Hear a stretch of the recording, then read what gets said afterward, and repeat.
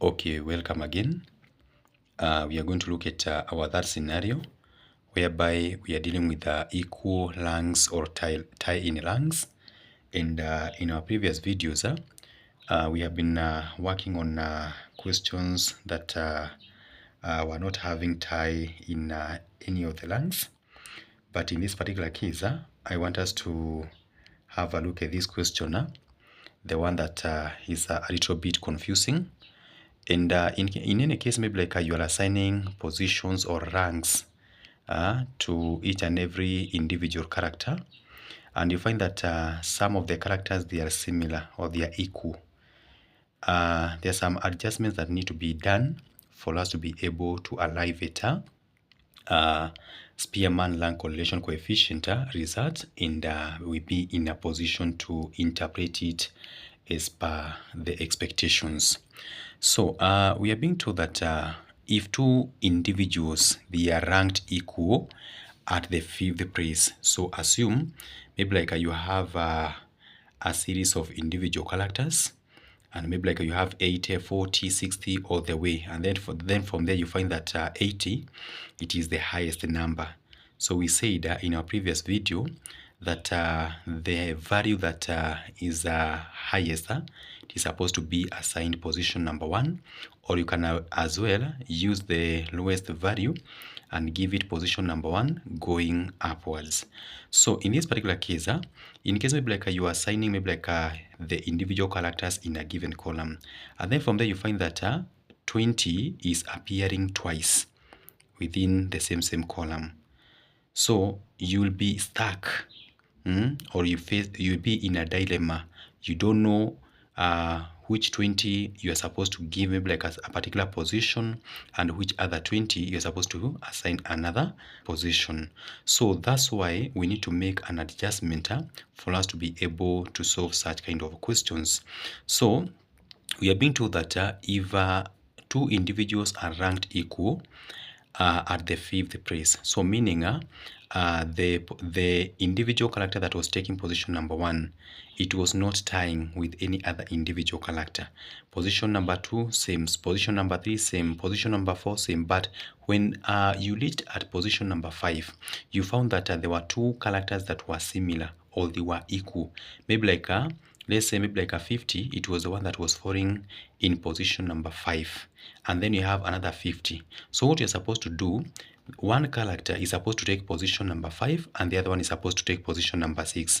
So if two characters, they are tying, you're supposed to take the two positions, then you divide by 2. So 2, it is the number of ties.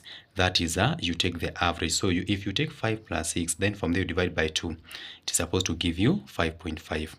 In other words, if you find that you have if 3 are ranked equal at fifth place, so meaning maybe like a position number 1, or maybe like the individual character that was falling under position number 1, it was not having a tie amongst all other elements that have been listed on that column. Same case to position number 2, position 3, position 4. But when you reach position number 5, let us assume maybe like the digit number 20, it has appeared thrice, and that digit number 20, it was supposed to fall under position number 5. So if it has appeared 3 times, so the first one is supposed to take position number 5, the second one is supposed to take position number 6, and the other one is supposed to take position number 7. And because the 3 of them, they have tied, you have to divide them by 3, then you take the average. So in this particular case, we have 5 plus 6, that is 11. 11 plus 7, that is 18. 18, once you divide by 3, you are going to get 6. So we are going to, or I'm going to demonstrate that question practically in a few. So, and then from there, we are being told that where 2 or more individuals are to be ranked equal, the rank assigned for purposes of calculating the coefficient of correlation is the average. So meaning we are dealing with the average. Look at this. We took 5 plus 6 plus 7 divided by 3. So each and every character that is tying or is having similar maybe like elements is supposed to take position number 6. So that's why I'm saying that you're supposed to do what? To assign an average mark or an average score of the ranks which these individuals would have got had if they differed from each other. So let us look at this case where equal ranks are assigned to some entries. An adjustment is made in the above formula. So remember, once we are talking about those other questions that I've given in our previous examples, you used to see that the formula for finding the Spearman Rank Correlation Coefficient, I used to give it as R equals 1 minus we had 6 summation of d squared over n cubed minus n. So this is a formula that we were using. But when you find that some of the entries, they are maybe like sharing the same position, we need to make an adjustment of the same. And in case maybe like there is one tie or a tie in one rank, what you're supposed to do, we are supposed to make an adjustment whereby we're supposed to retain the parent equation, which is r equals 1 minus 6 summation of d squared. Then you divide by n cubed minus n. But remember, there is an extension here. So here we have t. And t, remember, it is the number of ties. If, for example, maybe like 2 individual elements are sharing position number 5, so our t is supposed to be 2. If there were 4 of them that are sharing the same position, so t would have been 4. So it is supposed to be 4 cubed minus 4. So we know that d, we say that it is the difference between the two ranks. We have n, it is the number of observation. So having said that, in case maybe like you find that we have a scenario whereby we have a tie in 2 ranks. So what you're supposed to do, you're supposed to maintain the parent equation, that is 1 minus 6 summation of d squared divided by n cubed minus n. Then from there, the first one or this adjustment is whereby you find that there is a tie in one column, and then you have another tie in another column. So this one is a t1 cubed minus t1 plus t2 cubed. So t2 cubed or t2, it stands for the tie in rank number 2. So what you're going to do, I'm going to give you a scenario or a question that is going to accommodate all these formula, all these entries in this formula, so that we can get to understand how these kind of questions are done. So here we have a question, and you can see that we have applicants. We have applicant A, B, C, D, E, F, and G. J and H. And then from there, you can see that these applicants, they have done 2 exams. And the first one is accountancy. These are the marks for the accountancy, running from 15, 20, all the way to 80. Again, we have statistics marks, running from 40, 30, all the way to 60. And then from there, you are asked to do what? To find or to calculate the Spearman Rank Correlation Coefficient. So as I told you in the previous videos, that once you have been given the data that has been arranged horizontally, the first thing, you need to arrange it vertically. So this is the vertical arrangement of data that has been captured in the above table.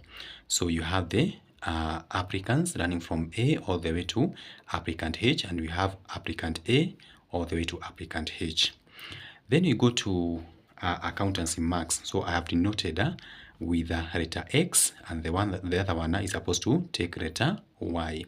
So having said that, you're supposed to list all the marks for accountancy in the accountancy column, and then from there you list all the marks for statistics in this column. So then after we have said that, now we need to do something that is unique.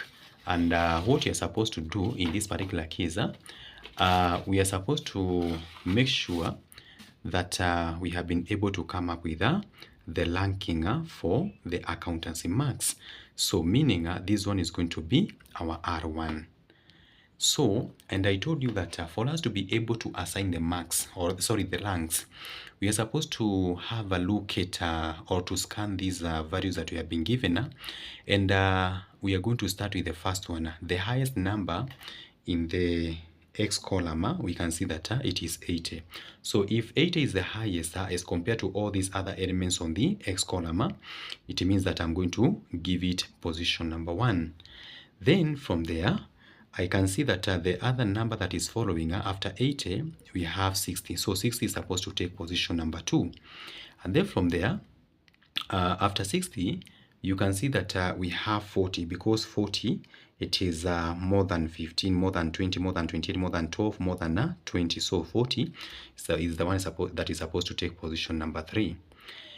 Then after 40, I can scan and I can see that the other number that is following, we have 28, which is going to take position number 4. Then from there, I can see that I have 20 and it is occurring twice. We have this one and then we have this one. So since 20 is occurring twice, and we have exhausted position 1, position 2, position 3, position 4. So meaning position 5, it can be this one or it can be this one.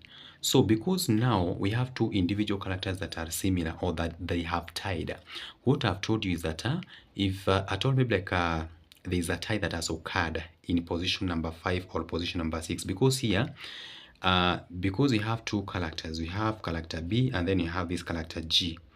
So one of them has to be position number 5 and the other one has to be position number 6. So the kind of adjustment that you're going to make, having considered the fact that you have been able to exhaust position number 1, 2, 3, and 4. So meaning this one can be 5 and this one can be 6. But I told you that we are supposed to take the average and then from there we assign a uniform score. So because the two have tied in position number 5 and position number 6, so we are going to do this. We are going to take 5 plus 6 because one can be position number 5, the other one can take position number 6, and because there are two, entries that have tied, we have two entries that have tied, that is 20 and 20, so we are going to divide by 2. So this one, we have 5 plus 6, that is 11. 11 divided by 2 is supposed to be 5.5. So because this is the average, we are going to make sure that these two individual characters, they have been given uniform score. So this one, we are going to give it 5.5, and this one we are going to give in 5.5. So meaning we have 1, 2, 3, 4. These one 20 and this other 20. One can be position number 5, the other one can be position number 6, or this one can be position number 5, and this one we are assuming that it has taken position number 6. After position number 6, we are supposed to go to position number 7. So meaning this one is going to take position number 7, and of course the last one, which is 12, is supposed to take position number 8. So we are done with the low number one. So we are done with the rank 1. Now we go to rank 2. Rank 2, we are going to do the same. So the highest, I can see that I have 60. I think 60 is the highest because all other values they are below 60. So this one is going to take position number 1, and then from there it is going to be followed by 50. That is position number 2. After position number 2, I can see that I have 40, which is going to take position number 3. After that, I can see that position number 4, I can't see, because I can see that we have 30, we have another 30 here, so we have this 30, we have 30, and then we have 30. So at position number 4, we can see we have 3 entries that are sharing the same position. So what you are going to do, we are going to assume that one is going to take position number 4, the other one position number 5, the other one is going to take position number 6. So I'm going to make an adjustment. I take 4 plus 5 plus 6. Then from there, because there are 3 applicants that have scored the same marks, I'm going to divide by 3. So this one is 4 plus 5, that is 9. 9 plus 6, that is 15. Once I divide by 3, I'm supposed to assign each and every individual a score of 5. So I'll come here where there is 30. I'm going to assign a score of 5. This one I give it a score of 5, and this one I'm going to give it a score of 5. Then from there, we have been left with only 20 and 10. So let me take you back little bit. This one is position 1, this one is position 2, this one is 3. So this one and this one and this one, they have tied. So meaning one has to take position number 4, the other one is going to take position number 5, and the other one, you are going to assume that it is taking position number 6. So after position number 6, we automatically go to position number 7, and automatically the last one is supposed to take position number 8. So we are done with the adjustment. Now remember our formula, it is 1 minus it is 1 minus 6 summation of d squared. So for us to be able to get d squared, it means that we need to come up with a d column. And I told you d column, it is that column that takes the differences, or records the difference between the two lengths. So here we have 7 minus 3 is supposed to give you 4. 5.5 minus 5, that is 0.25. 4 minus 2 is supposed to give you 2. 8 minus 5, that is 3. This one is negative 4. This one is negative 6. This one is 0.25. 0.25, and 1 minus 1 is supposed to give you 1. Now I want d squared. So d squared, it means that I have to square all the elements on the d column. So this is supposed to be 16. This if you take sorry, this one is 0.5. sorry, because 5.5 minus 5 is supposed to give you 0.5. So 0.5 squared, that is 0.25. Same case to this one, because 5.5 minus 5 is supposed to be 0.5. Correct. So we have 4 minus 2, that is 2 squared, that is 4. That is 4. Then you have 3 squared, that is 9. We have negative 4 squared, that is 16. And negative 6 squared, we have 36. Negative 0.5 squared, it is supposed to be 0.25. 1 squared is supposed to give you 1. So once you add all these entries, we have 16, 0.25, 0.25 plus 4 plus 9 plus 16 plus 36 plus 0.25 plus 1. My calculator is giving me summation of d squared as 81.5. So we have this one, we have the whole of that, and then from there it is just a matter of now using the formula to compute everything. So because we have this formula, I'm going to apply everything, or to write everything just the way that we have gotten in our question. So here you have 1 minus 6 in bracket summation of d squared. Remember we have it as 81.5. So I'm going to write 81.5. Then from there I add T1 cubed. I told you T1, it means that it is the number of tie in ranking number 1. So in this particular case, you can see that we have 20 and then we have 20. So here under ranking number 1, we have 2 entries that have tied. So because there are 2 of them, so I'm going to replace t with 2. Then from there, this is 2 cubed minus t, that is 2 divided by 12. Then I add t2. I'm talking about ranking number 2, where there is tie for rank number 2. I can see that we have 30, we have 30, and then we have 30. So we have three numbers or 3 entries that have tied. So if we have 3 entries, I'm going to replace T2 with 3, because there are 3 characters that have tied, and I told you that T stands for the number of ties. So 3 cubed minus 3 divided by 12. Then you divide by n cubed, of which n we can have a look at it. That is the number of observation, and it is the same as the number of applicants. We have 1, 2, 3, 4, 5, 6, 7, and 8. So we can work with 8 cubed minus 8. So we have 1 minus 6 in bracket 81.5 plus what is 2 cubed? 2 cubed, that is 8. 8 minus 2, that is 6. 6 divided by 12, that is 0.5 plus 3 cubed, that is 27. 27 minus 3, sorry, we have 3 cubed, that is 27, minus 3, supposed to be 24. 24 divided by 12, that is 2. Then you divide by 8 cubed, that is 512, minus 8. So we have 1 minus 6 in bracket 81.5 plus 0.5 plus 2 is supposed to give you, my calculator, it is giving me 84 all over 512 minus 8, it is giving me 504. So because I want to make the work neatly done, I have to do this. I have 1 minus 6 times 84 divided by 504. So we have a 1 minus 6 times 84. My calculator is giving me 504 divided by 504. So remember, 504 divided by 504 is supposed to give you 1. So here we have 1 minus 1, which is 0. So it is the same as writing this one, r is equals to 0.